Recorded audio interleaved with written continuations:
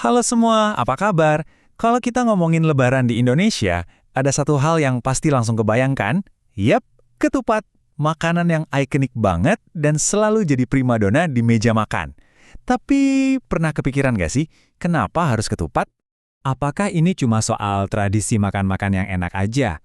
Atau jangan-jangan ada makna filosofis, sejarah, bahkan sosiologis yang tersembunyi di balik tiap anyaman daun kelapanya? Oke, yuk kita bedah bareng-bareng semua rahasia di balik ketupat. Pasti seru! Pertama, kita mulai dari filosofinya dulu ya. Ternyata, setiap bagian dari ketupat ini, dari kulit sampai isinya, itu sebuah simbol yang artinya dalam banget. Coba deh perhatiin anyaman janurnya, rumit kan? Nah, kerumitan inilah yang katanya jadi cerminan hidup kita sebagai manusia, penuh lika-liku, salah, dan hilaf. Ini tuh kayak pengingat visual yang kuat banget kalau kita ini ya manusia tempatnya salah. Tapi, coba kita buka anyaman yang rumit itu. Apa yang kita temui di dalamnya? Nasi putih yang bersih. Nah, inilah yang melambangkan tujuan utama kita selama Ramadan dan Idul Fitri. Hati yang kembali suci, bersih dari dosa setelah kita ibadah dan minta ampun sebulan penuh. Kontras yang indah banget ya. Eits, bukan cuma itu. Namanya sendiri, kupat, itu menyimpan petunjuk loh. Dalam filosofi Jawa, kupat itu ternyata singkatan dari dua konsep penting yang jadi inti dari Lebaran. Yang pertama adalah ngaku lepat. Artinya, ya mengakui kesalahan.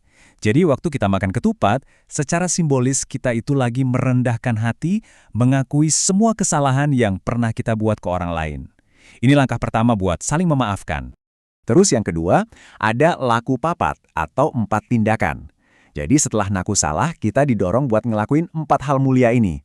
Merayakan kemenangan di hari Lebaran, nyambung lagi silaturahmi, berbagi rezeki lewat sedekah, dan puncaknya tentu saja saling memaafkan.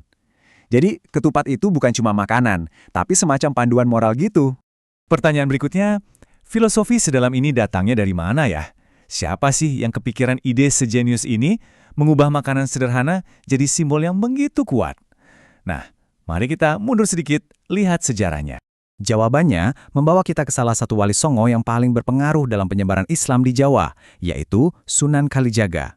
Beliau inilah sang arsitek di balik tradisi ketupat. Sunan Kalijaga ini terkenal dengan pendekatannya yang cerdas banget. Jadi alih-alih memberantas budaya lokal yang udah ada, beliau justru merangkul dan memanfaatkannya sebagai media dakwah. Beliau lihat ketupat yang udah jadi bagian dari masyarakat, terus beliau kasih makna baru yang sejalan sama nilai-nilai Islam. Strategi yang brilian banget.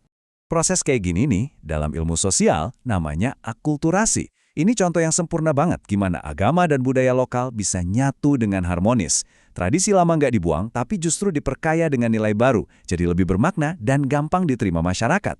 Oke, kita udah lihat dari sisi filosofi dan sejarah. Sekarang, yuk kita coba pakai kacamata yang beda. Kacamata sosiologi. Gimana ceritanya sebuah makanan bisa punya kekuatan buat ngiket satu komunitas? Dalam sosiologi, ketupat itu yang kita sebut sebagai simbol sosial. Dia udah bukan lagi sekedar benda, tapi jadi pembawa pesan, nilai, dan identitas kita bersama. Ada nih salah satu bapak sosiologi, namanya Emil Durkheim, yang teorinya bisa bantu kita ngerti soal ini. Menurut Durkheim, setiap masyarakat itu butuh simbol biar solid.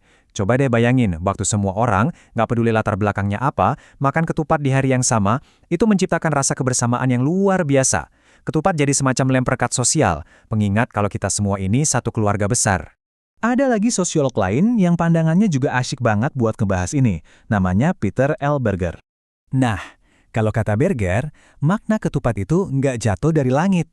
Awalnya ya mungkin cuma nasi dibungkus daun biasa, tapi karena tradisi ini diulang terus-menerus setiap lebaran, dari kakek nenek kita sampai ke kita sekarang, kita semua secara nggak sadar membangun makna ketupat jadi sesuatu yang sakral dan rasanya wajib ada.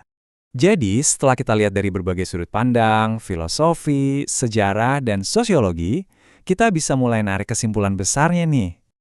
Ketupat itu jelas bukan makanan biasa. Dia itu paket lengkap, pengingat akan kerapuhan kita, simbol hati yang suci, panduan moral, perekat sosial, sekaligus mahakarya akulturasi budaya yang damai. Luar biasa ya, jadi pas makan ketupat nanti, rasanya bakal beda, lebih dalam. Pada akhirnya, ketupat itu adalah cerminan indah dari masyarakat Indonesia itu sendiri. Sebuah simbol pengampunan, persatuan, dan bukti nyata betapa indahnya budaya dan agama bisa berjalan beriringan dengan harmonis. Jadi kepikiran ya, benda-benda apa lagi ya di sekitar kita yang kita anggap biasa aja, ternyata menyimpan cerita dan makna yang nggak terduga. Coba deh perhatikan sekeliling kalian.